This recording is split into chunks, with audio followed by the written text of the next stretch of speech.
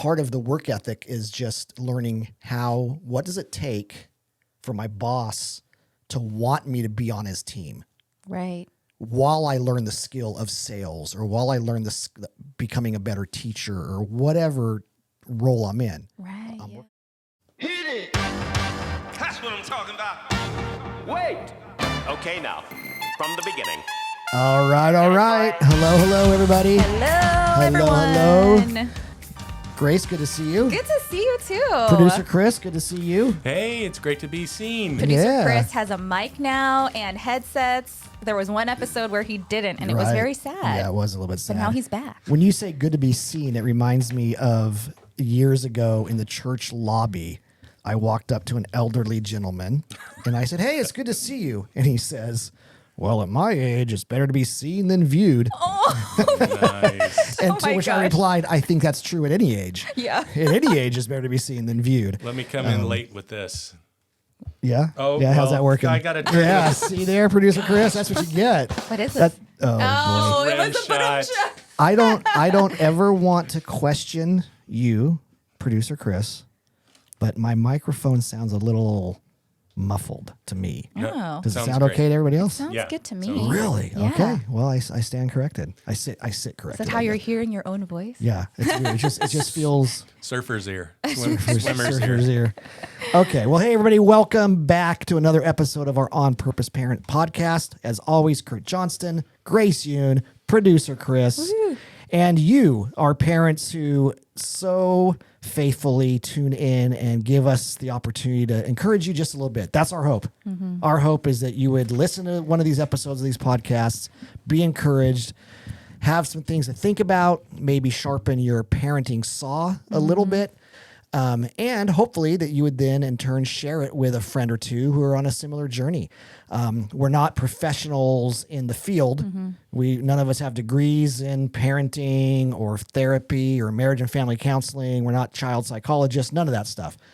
We are parents. Yes. Grace is a parent of two elementary age girls. I'm the parent of two adult children, one of whom has grandchildren. Well, she doesn't have grandchildren. She has children, which made Rachel and I have grandchildren. I hope I live long enough to say that my daughter has grandchildren. That would be fantastic. And then Chris also, Producer Chris, is in a very similar stage that is myself and Rachel. So we are thrilled to be here. We are doing what we often do after we have a series, which we just did a 9-week or a 9-episode series on the ages and stages and the roles of goals of parenting. It really kind of dug into the on-purpose parent strategy a little bit. That was great. In our efforts to raise interdependent, lifelong followers of Jesus who want to make a kingdom contribution. And what we're doing today is we have a little tradition of after a series, we like to just do a Q&A where we dig into the mailbag and pull out some questions that you, the listeners, have submitted via parents@saddleback.com. You can also ask us a question right there in the comments in YouTube if you want. Yeah. Chris has surveyed our church parents and he's got all kinds of stuff from them. So the well is deep and we've got lots of questions. And today we're going to jump into 3 of them. Yeah.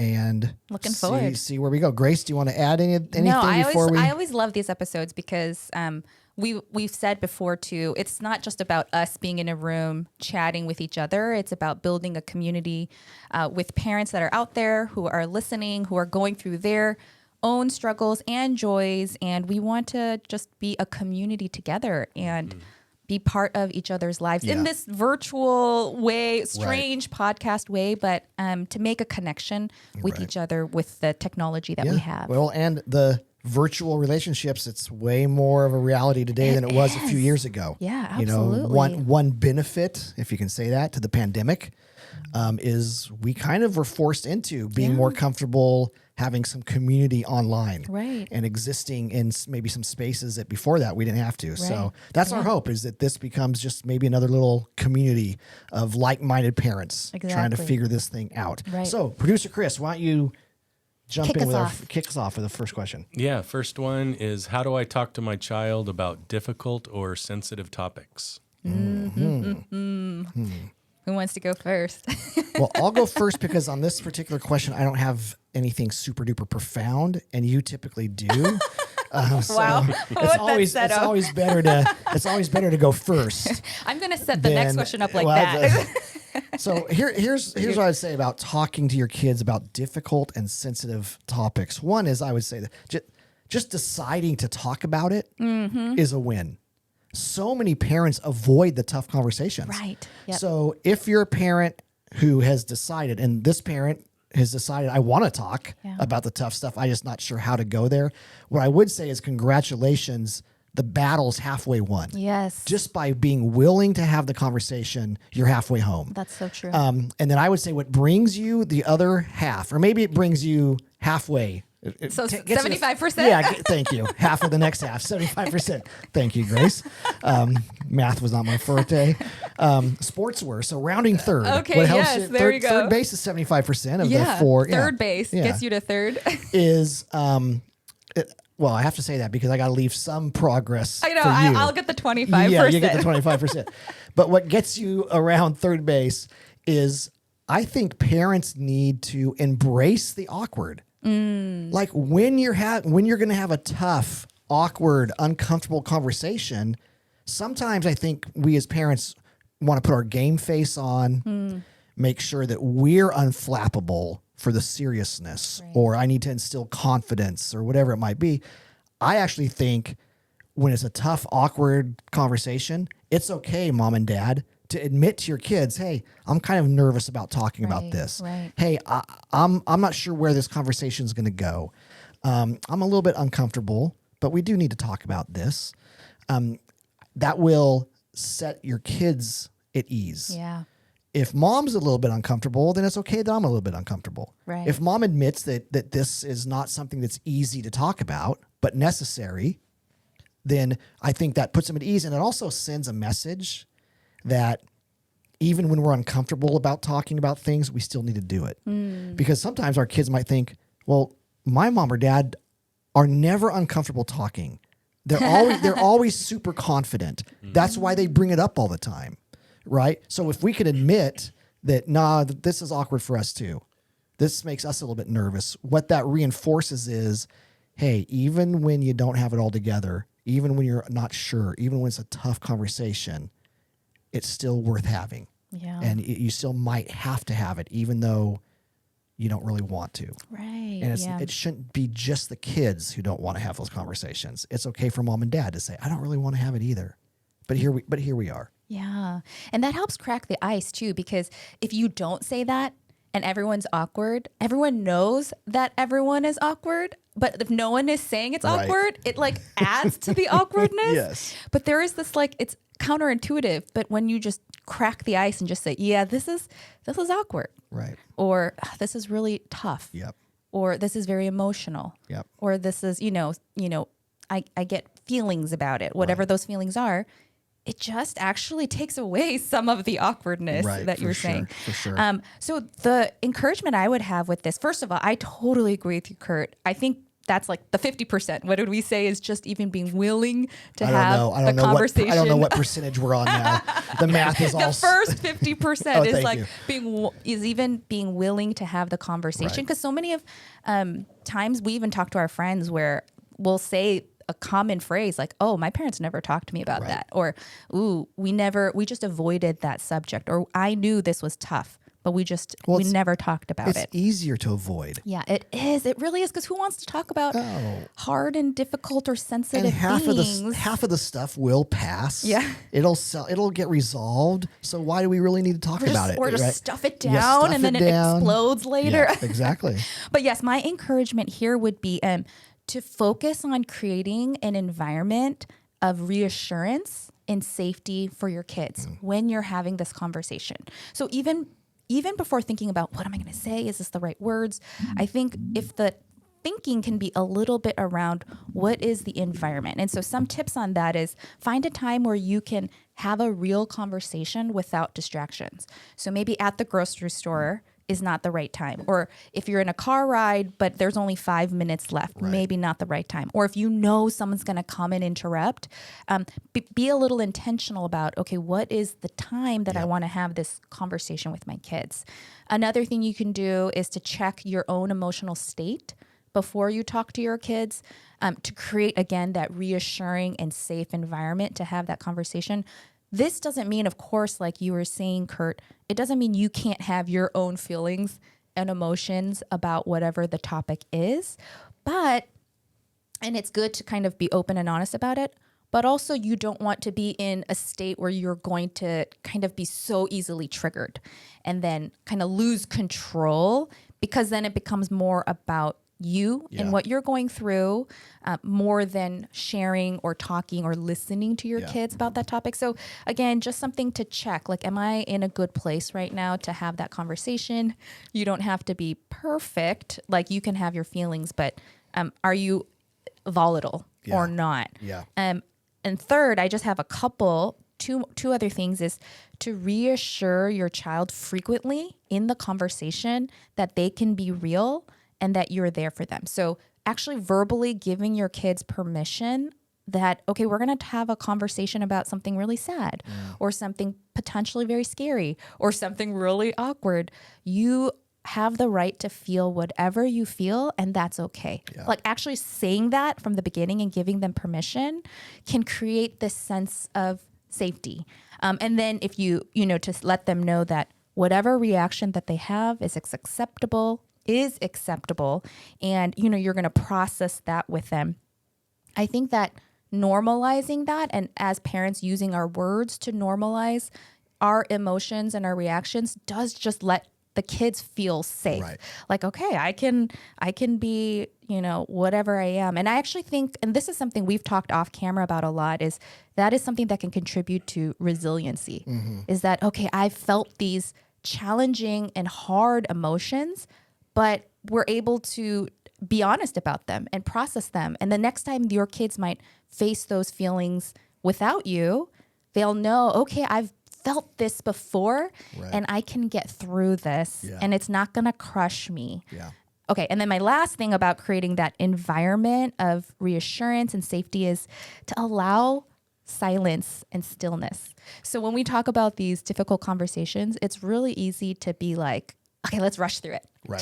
Check. Right. And let's avoid it or minimize it as long as possible, and make the conversation go fast. But if you've ever facilitated a small group discussion or a conversation where you are encouraging a group to talk, this may be something someone can relate to, but there's always that little pause when you're like, all right, does anyone have anything they want to share? And if you experience this enough, you know that if you just wait a little bit longer than you feel comfortable, somebody out there who is thinking in their head, okay, I do want to share something, but like, should I share something? Should I not share something? There is that time period that ticks by. And then eventually, if they just have that space, they'll say, actually, I do. I do have something to share. But as someone who's facilitating a conversation, you want to give enough time and space for that opportunity to occur. Right. And I think that's the same with our kids. It's sometimes, instead of just barreling through an awkward or difficult conversation, it's okay to just breathe together. Maybe, you're hugging each other, allowing some reactions to happen, maybe just sitting in silence, not rushing through it, and just being together and then allowing a reaction or a conversation to happen organically after that. Well, I love that. And for that to happen, we have to, as parents, we have to be willing to allow our kids to have a say in the conversation. Right. Sometimes, and oftentimes, it's the more awkward or the more difficult or maybe the tougher the topic is, the more we enter lecture mode and I'm going to instruct you mode. We need to have a tough talk, and I'm going to do all the talking, and you're going to listen, and my wisdom is going to be imparted to you, and then we'll move on, right? But if we want our kids to really interact and embrace, and in most cases learn more and be more open in the conversation, it has to be a conversation, right? A two-way street. But for that to happen, Grace, you're right. We have to be comfortable in the silence. Yes. And ask open-ended questions. Ask them, hey, how are you feeling about this? Hey, for instance, if you're going to have first official Birds and the Bees talk Yeah. or whatever. Which, by the way, you should probably have little talks from the time they're 5 years old. You should be having little conversations so that there isn't like some big Like surprise. surprise when they're 11. Hey, you've never heard of this concept, but I'd like to. No joke. When Yeah, I no, when I it's was so true. 14 years old, my friend has this exact same story. He's my age basically. He has the same story. It's just the generations. I think he was 13. It happened to Okay. me when I was 14. But our dads gave us a book called Almost 12. Really? But I was 14. And we hadn't talked about it. Here, you might want to read this, and tosses this Right. book at me, you know. And did you read it? Oh, of course. Of course, 'cause- because it was hilarious at that point. It was, Yeah. it was hilarious. But sometimes, depending on what the topic is, Yeah. sometimes you can de-awkward it. You can lessen the awkwardness. You can lessen the toughness by planting little seeds Right.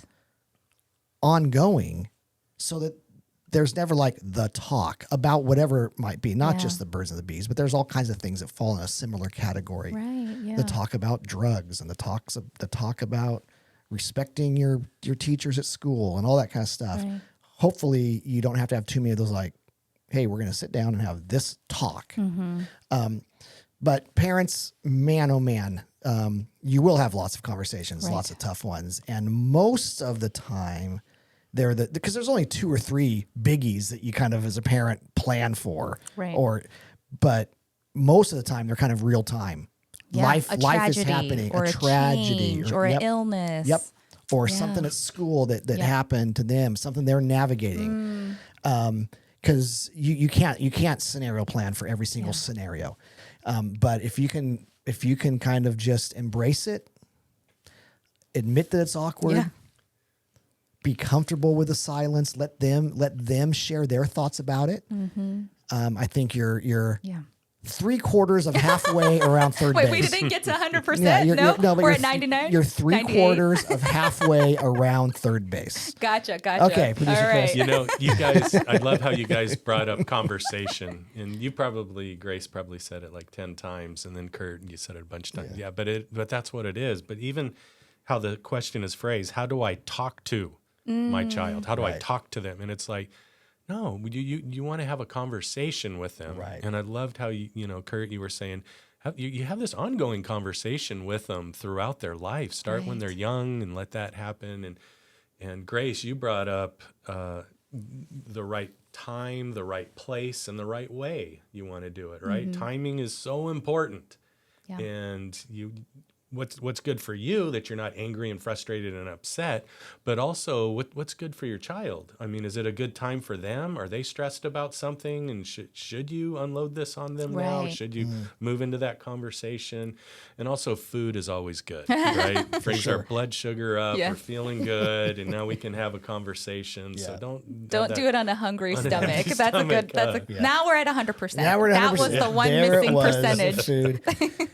Okay, Chris. good. All right, Great. so- That was a great question. Whoever said Yeah, Yes, it that. thank was. you.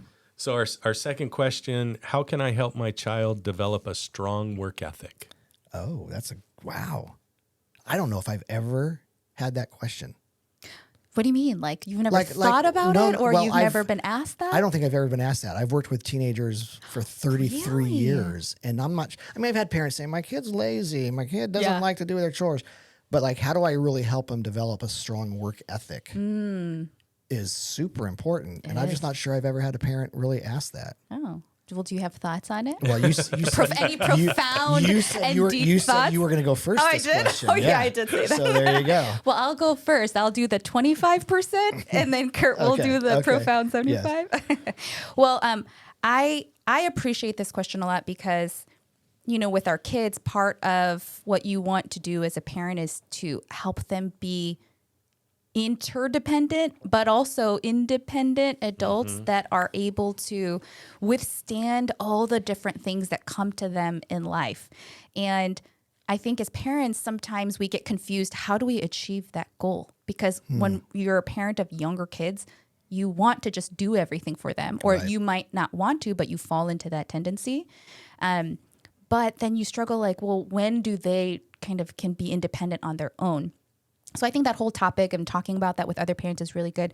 My thoughts on this is going to be more from the angle of how to help kids be persistent at reaching their goal. I think work ethic could be applied to so many different types of situations, Yep. right? Like it could be my kid is lazy or school or things like that. But Or they quit. They're too easy to quit. yeah, right. Yeah. But I think this is how do we help our kids when they have a goal, something that they want, have a work ethic that helps them achieve that goal and live the Gotcha. fullness of the life that they have. And one thing that has really resonated with me personally, and I'm trying to instill that with my kids, is reiterating to them constantly over and over whenever I can, sprinkling that in, that hard work is not bad.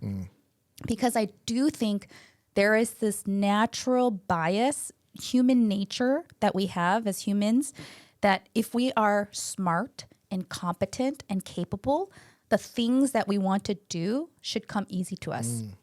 And if not, if they're difficult and we're struggling with it, then there's something wrong with us. That's like that whole we don't like to fail, because failure is, uncomfortable and it makes us feel bad. We feel ashamed.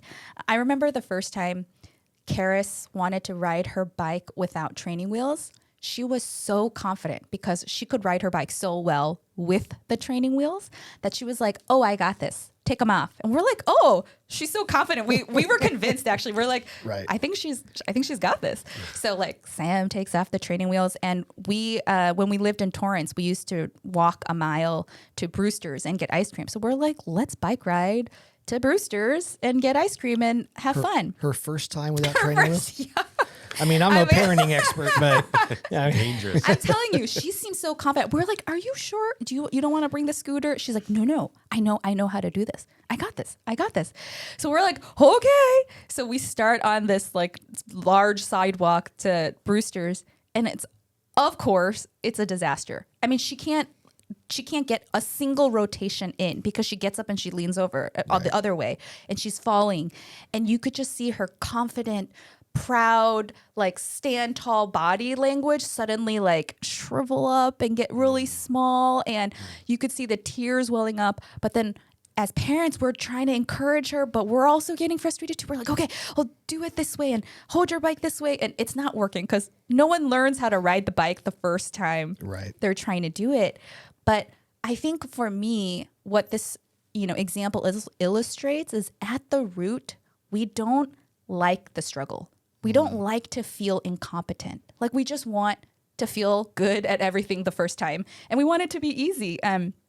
So I think teaching kids that no, hard work to get to your goals is actually totally normal. When you see other people who are super successful and you just think kind of in your head, maybe subconsciously, oh, they're so talented. They're so gifted. They were probably just able to do it naturally. And when I try to do it, I keep messing up. I keep failing. I don't want to do this anymore. This is not for me. I'm not cut out for this. I want to encourage my kids. No, that's not true.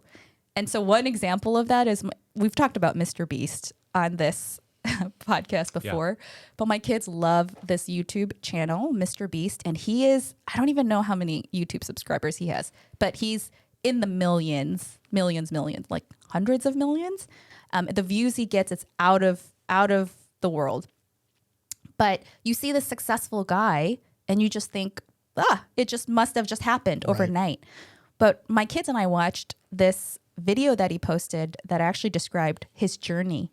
He said he was obsessed with YouTube since he was like 11 or 12.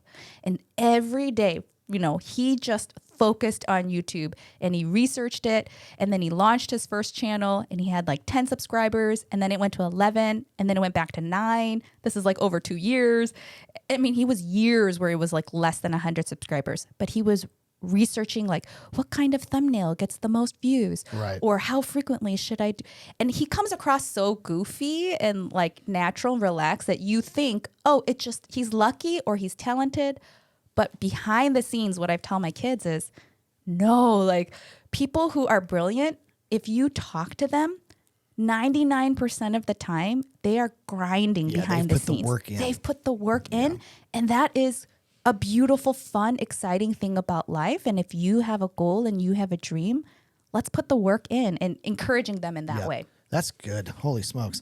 Well, I'm going to I'm gonna go against the grain a little bit on this one, because my knee jerk was all the things that especially my generation and older, but most parents, even younger parents, naturally go to, and that's, well, you teach them responsibility and you teach them consequences if they don't do the chores on time. A good work ethic is when they learn that they lose privileges if they don't get their chores done on time. Right. All the things, and there's truth in all of that. That was my knee jerk, but then real quickly my mind went kind of contrarian, and I wonder if, maybe not the only way, but I wonder if a different way, a way to help instill a work ethic is at an appropriate age. I don't know what the appropriate age is, maybe upper elementary, is what if we began as parents to reward what society rewards? So when they go to the real world of work, well, what does the real world reward in an employee? Because that's what you want them, that's the ethic you want them to have, right? Yeah. And I know as Jesus followers, our ethics are oftentimes at odds with the world's ethics, and our values are at odds with the world's values. But there are some sort of universal things that the marketplace and bosses and companies tend to reward in their employees. And performance is one of them, right? But there's way more than that. So I just jotted down, here's some things I think, what would it look like if as parents we rewarded this kind of stuff? What if and I don't even know what it looks like, but what if we rewarded hustle? Because the job, my son's first job was Chick-fil-A. They rewarded hustle. Like if you hustled and you hustled from place to place and that kind of thing, they looked favorably on that. What if we rewarded going the extra mile? Yes. Right? So, hey, we asked them to dust, and we noticed that they dusted, and they also picked up a few extra pieces of laundry that were out, or what. It wasn't on their to-do list, but they went the extra mile. What if we noticed that reward? I'm not saying reward it financially, but you're noticing it. You're affirming the effort. What if we rewarded initiative? When they do something without being asked, maybe they don't do it as well as they could have, but they did it because they saw a need and they took initiative, right? They knew that they have to do their chores. They didn't wait until mom and dad told them. They just took the initiative to do it. Instead of saying, well, you didn't mow the lawn quite as well as I would have liked. What if you said, hey, good on you for knowing that you needed to mow the lawn this week, and you just did it. I didn't even have to remind you. Like that's the world, the marketplace rewards initiative in people. What if we rewarded the idea of like creativity? Yeah. Right. So when a child says, "Hey, I think there's a better way to load the dishwasher," mom and dad, instead of going, no, in the Johnson household, this is how we load the dishwasher because we want to make sure we're using all the space and all the right. The dish is facing this way, dishes. I mean, my wife doesn't let me load the dishwasher because there is a Johnston way of loading the dishwasher. But what if they said, "Wait, what if we did this what if we put the knives sharp side down instead of sharp side up," or whatever it is, right? What if we lay the dishes flat? That way there's more water hitting the surface. All the things. We might know that's not going to work. But reward the creativity. Yes. Cheer it on, because when they go out in the marketplace, creativity is rewarded. When an employer comes to their supervisor and says, "Hey, I've been thinking about this. Have we ever noticed that the customers always say this? What if we that?" They might not always do what you suggest, but they go home thinking, "Wow, that person's more than just an employee. That person's got some skin in the game." Yeah.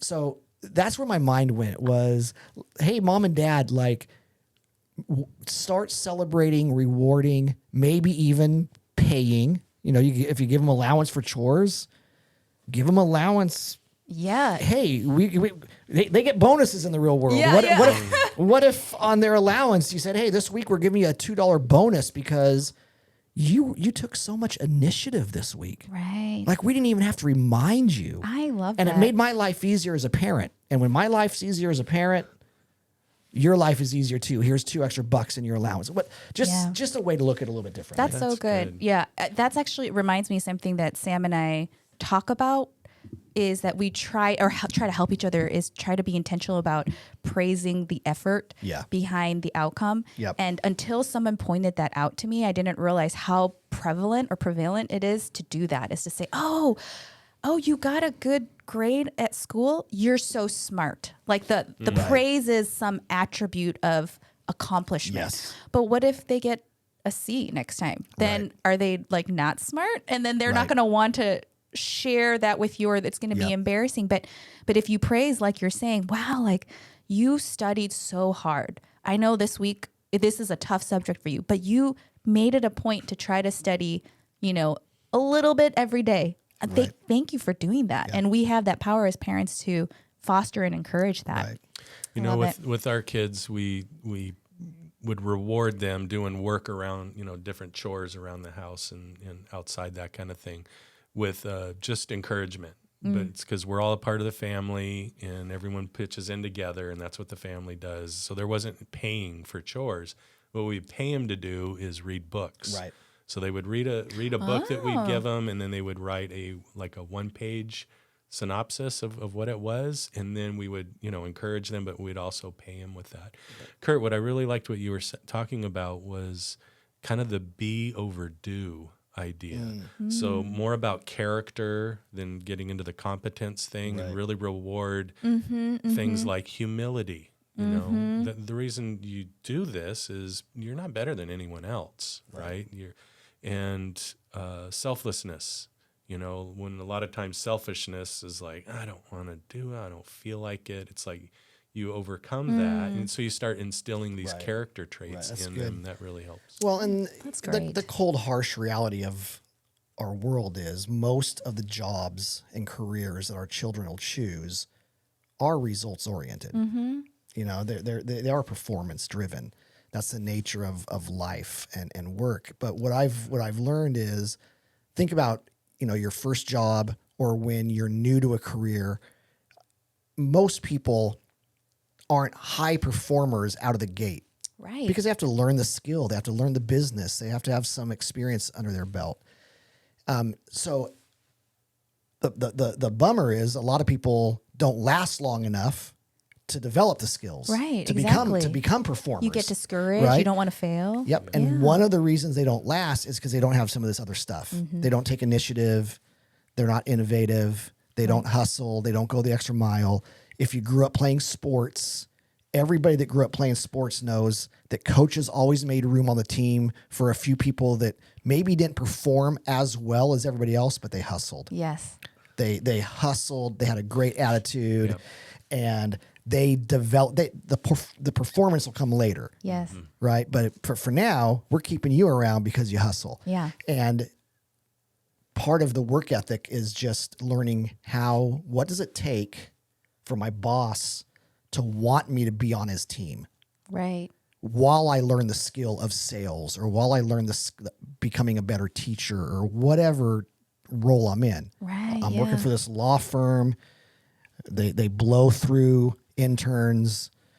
How do we ensure our son or daughter sticks around that law firm while they're learning how to be a better lawyer or whatever? Right. And those skills, Initiative, hustle, all that kind of stuff is often what buys you the time to learn how to be a performer in your career. Right. And in those things you could even do like you were saying, instilling them in childhood, right? So they may not have that job for a decade or so, or, there's teenagers who get jobs too, but you're just learning how to, stay resilient at school. Yeah. Or you're on the sports team, you're trying out something new for the first time. And if you're always rejecting new experiences as a kid because it's hard, then, and you don't experience the hustle, it can be tough. And I think the last thing I'll say to that is, I think it can be incredibly empowering for the kids too, when they see the results in little ways as they grow and as they're encouraged by parents, the results of the hustle, the results of taking that extra step, the result of, hey, this is hard, but hard is not bad, and I'm going to keep at it. And then they see, oh, now I can ride my bike. I mean, that was a journey we took to Karis. She loves riding her bike now. And it's like, oh, wait, so if I face something difficult next time, I know this isn't bad. Right. I can lean into this, and it Yep. opens up more opportunities for our kids that we want them to have as Yep. parents. I love it. The little phrase, "This is hard, but hard is not bad," and then maybe you add, "and it gets me where I want to go." Yes. Right? Because yes. your daughter, it was hard, but it's not bad because learning how to ride your bike without training wheels gets you where you want to go. Right, And yes. at the end of the day, I think that's what we want with our children when it comes to their careers and their vocations and all that good kind of stuff. Right. All right, Chris. We've been Awesome. talking about on purpose parent merch. we have. Right? we have? And We do. so Wow. maybe we put that on a shirt. This is hard, but hard isn't bad. Yeah, that's pretty good. Out of I mean, yeah. Takes you where you want to go. Takes you where you want to go. So- we've been talking about on purpose parents He merch. just dropped it on Right you now. now. This is Oh, the right way he's now. asking On-purpose you. I was gonna say, don't order too many of those T-shirts. What's the minimum order? Like a dozen? That's too many. Through Etsy, We- I can If get you one. want this We won't even T-shirt, sell a Please dozen. message us. We won't- All right, Chris. What's the demand out What's there? another one? Grace also, Mr. Beast, 150 million followers. Holy That's how many Beast subscribers. Unbelievable. Yeah, so we'll get there. Unbelievable. Okay. Okay, We'll so get here's a third question from a parent. How can I balance being a good parent while also taking care of my own needs? Wow. Yes. Okay, that's a deep one, but we'll keep it kind of brief and Yeah. short, and maybe give just a little bit of hope. Here's my super brief thoughts: is it's not either or. Do I take care of my own needs or be a good parent? It's a both and. In fact, I would go so far as to say, if you're not taking care of yourself and your own needs, assuming your needs aren't incredibly selfish, if they're just normal needs that everybody has, if you're not taking care of yourself, you're not a good parent. It might feel like you are in the moment, but if your world revolves around your child to the neglect of your own emotional, spiritual, physical health, you're not being a good parent. So you have to take care of your own needs. Now, what do you do when you're super overwhelmed and that's hard? I'm sure you've got some thoughts on that, Grace. What I would say is my one tip for that is because there's times where life is just so busy. Yeah. And my hunch is right. that's where this parent's coming from is like, I know I have to take care of my own needs. How in the heck do I do Yeah. it? It feels impossible. One idea would be what I would call is practice the art of stealing moments. Is you steal moments throughout the day where you can get a 5-minute respite. You can unplug for 15 minutes. It's not as good as a spa day. It's not as good as taking a day away to go surfing or jogging or walking or whatever the case Right. may be. But those days are few and far in between when you're a parent. But every day has moments that you can steal and leverage to go, okay, I'm gonna Yes. just yep. I'm just gonna steal this 5 minutes to read some scripture or to call a friend, because every time I talk to this friend, they charge me up. They fill my Yeah. cup, right? Or I'm going to take this 5 minutes. I'm going to go walk around the office. I wish I could go walking for 2 hours because I love that around a lake. Right. I can't, but I can do 2 laps around the office complex, and maybe that serves a little bit of a purpose. So I would just practice the art of stealing moments when you can. I like that. Is that another thing that we could put on our merch? Steal the moment. Steal the moments. Because an that is umbrella. an umbrella. Steal the moment. I am a moment thief. Let me throw in one Arrest thing me. before Grace, because Yeah. I know you'll be able to come in and fill in the gaps. This is just real quick. She uses the word balance, and I does? don't know why I said she, because it's a She or parent. he, the parent. How can I balance being a good parent? That word like stresses me out. Yeah. Whenever I hear that, I have this image of spinning plates and going from one to the next and trying to keep all this, the plates spinning. And I think the better word is health. That you want to seek health and not balance as much. So Well, what balance, does health look like? balance implies that everything is perfectly, Equal. exactly proportioned Yeah. and equal, and it just never is. Yeah. Right, Health, right. health is a good You're word. walking on this tightrope. You're carrying all these Right. things, and you got to balance it. Yeah. It's like Yeah. so stressful. I appreciate both of those sentiments, especially coming out of that phase where my kids were much more needing hands-on parenting.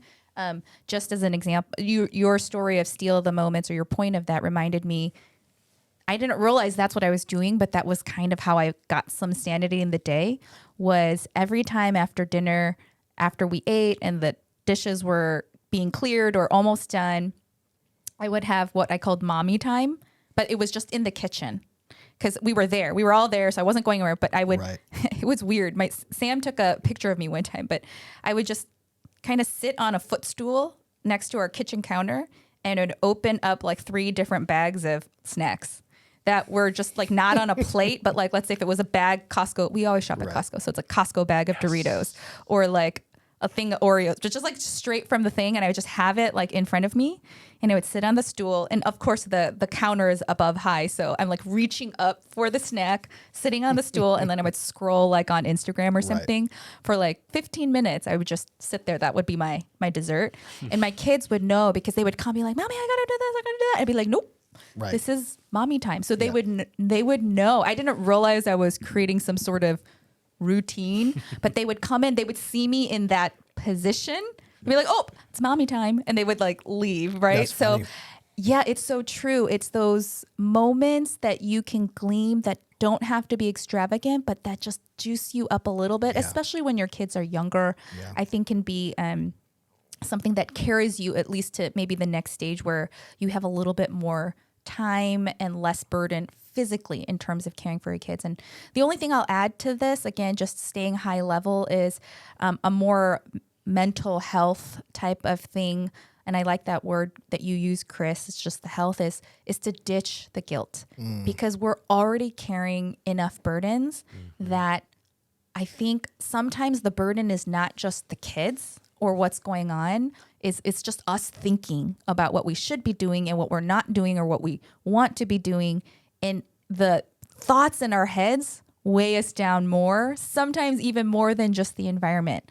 And if we treat ourselves, we beat ourselves over it, so it's like we can't win because in our minds, somehow we're not achieving either the right balance or the not enough self-care, because now everyone tells you self-care. So even that can be something that's guilt inducing, like, oh, am I not taking care of myself enough? And everyone says I should. Whatever it is, our minds could get us so wired up. And it's just, if we can find a way to stop those thoughts, like recognize it and just stop it and say, what I'm doing right now is what I'm doing right now. And that's okay. And then secondly, just to also embrace limits, your humanity. You can't do everything at once in the world for everybody. Jesus didn't do that. He had limits. Like, he wasn't able to heal everybody as a human. He took breaks and spent time alone. He said no to things. I think it's okay to say no and, again, not feel guilty about it. There's that one phrase, right? Like, if you say yes to everything, or if everything is important, then nothing is important, or something around that variety. And I think it's, as a parent who is struggling with finding that self-care, just reminding you that you can't do everything and it's okay to say no. Look at what's on your plate and just start saying no to stuff. It could be to your kids too. It could be to your husband, because it's not just to cut things out, but your no's will allow you to say yes to the things you really want to say yes to. good. So what is it that you want? Right. And be intentional about that and pursue that, whether it's a little bit of rest, and focus on getting what you want, what will bring you peace. And then say no to all the other things.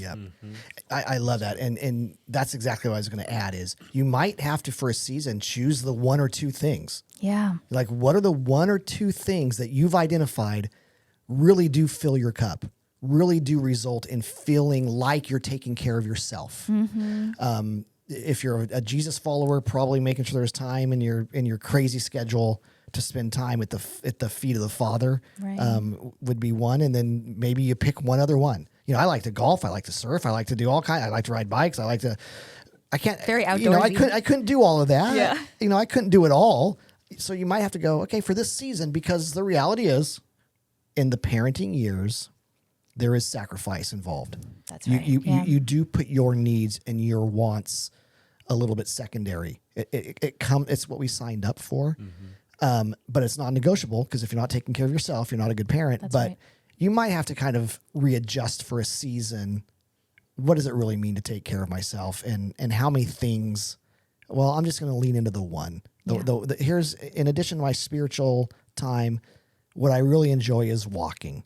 Then that's what you lean into, and you walk, and you might not be able to do the other 16 things Right, that when you were in yeah. college you did to take care of yourself. And then when you're an empty nester someday, then you go back and you go, oh, I can do all the things, you know. Yeah. So good. One Awesome. more question, Chris. Yeah. So, how can I teach my child to use technology responsibly and safely with healthy boundaries? Wow. Whoa. Technology. That's you know what, Grace, you know what we're going to do with that one, right? I think I do. Yeah. What are we going to do with that one? Well, we are going to do what we have done in the past, as well as after these Q&A episodes. There's another question that we collectively have felt, this deserves its own podcast episodes. There's so much we can dive into with that. Yeah. And so that's exactly what we're going to do. Yeah. So next episode, we will spend the whole episode Yes. talking about technology and kids. That could be an entire series. Yeah, There's books. There's books about it. There's conferences. There's conferences Yeah. around it. It's a But big we'll deal. tackle it in about a 25-minute conversation in Yes. our next episode. So make sure you join us. As always, everybody, thanks a ton. We hope you enjoy this podcast. Please share it with a friend. If you watch it on YouTube, you can hit like, you can subscribe, you can comment. That just helps the podcast grow in its scope and influence. So we really do appreciate that. And we will talk to you soon. Bye, everybody.